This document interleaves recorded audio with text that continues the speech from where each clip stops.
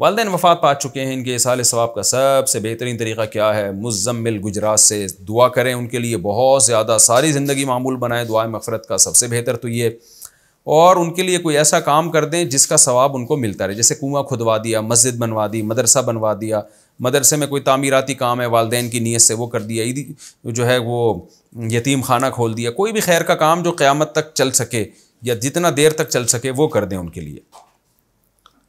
Sexual education اور اسلامی تعلیمات، اسکول میں جنسی تعلیم کے متعلق آپ کی کیا رائے ہے؟ معاویہ ملتان۔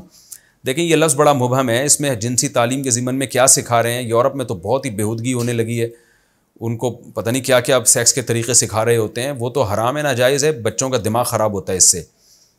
تو اتنی بات ضرور بچوں کو بتا دینی چاہیے جو قریب البلوغ ہوں، کہ ان کو نائٹ فال کے بارے میں، احتلام کے بارے میں، یہ سب چیزیں، اسی طرح ان کو اتنا اویئر کر دیں کہ کوئی ان کو مس یوز نہ کر سکے، ان کو بتا دیا جائے کہ بڑے لوگوں سے دور رہو، اس طرح لوگوں کی نیتیں خراب ہوتی ہیں، جو تعلیم ان کے لیے، اسی طرح غسل کے حکام بتا دیے جائیں جو شرعی حکام ہیں، تو یہ 2-4 چیزیں ان کو بتا دی جائیں، اتنا کافی ہے۔ اس سے زیادہ آپ جائیں گے تو بچوں کا دماغ خراب ہوگا، وہ غلط چیزوں کی طرف مائل ہوں گے۔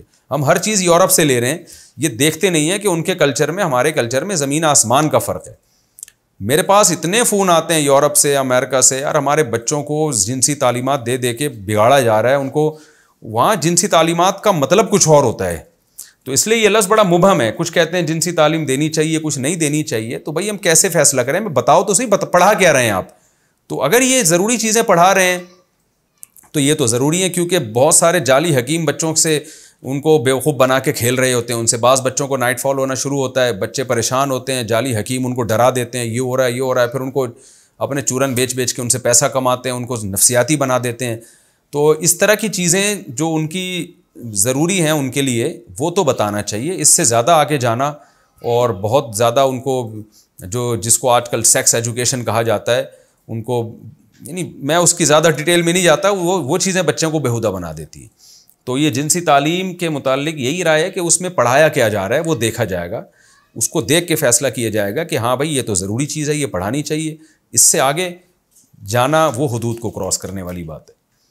گھر والوں پر کتنی سختی کر سکتے ہیں؟ دین کے معاملے میں گھر والوں پر کس حد تک سختی کی جا سکتی ہے؟ خرم مغل،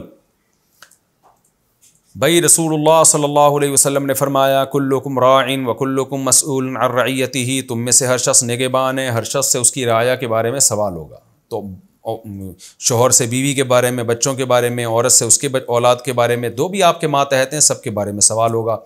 اور قرآن میں آتا ہے قوا انفسکم واہلیکم نارا، اپنے آپ کو، گھر والوں کو جہنم کی آگ سے بچاؤ۔ تو اس بچانے کے لیے اسلام میں سختی کا حکم بھی ہے، اعتدال کے ساتھ، ایسا نہ ہو کہ جانوروں کی طرح، گدھوں کی طرح پیٹنا شروع کر دیں، یہ تو بہت بری حرکت ہے۔ اعتدال کے ساتھ ان پہ سختی بھی کرنے کی اجازت بلکہ ضروری ہے، اگر نہیں مان رہے ہوں، باز نہ آ رہے ہوں، جیسے حدیث میں آتا ہے کہ بچہ 7 سال کا ہو جائے تو اس کو نماز کی ترغیب دو، 10 سال تک بھی نہ پڑھے تو اس کو مارو، لیکن اعتدال کے ساتھ۔ یہ گدھوں کی طرح، جانوروں کی طرح بعض لوگ پیٹ رہے ہوتے ہیں، اس کی قطعاً اجازت نہیں ہے۔ ہمارے لیے نبی کی سیرت بہترین نمونہ ہے ہمارے لیے، لیکن یہ سختی اس وقت کی جائے گی جب سختی سے فائدے کی امید بھی ہو۔ ایسی سختی جس سے وہ الٹا باغی ہو جائیں تو وہ سختی جائز نہیں ہے۔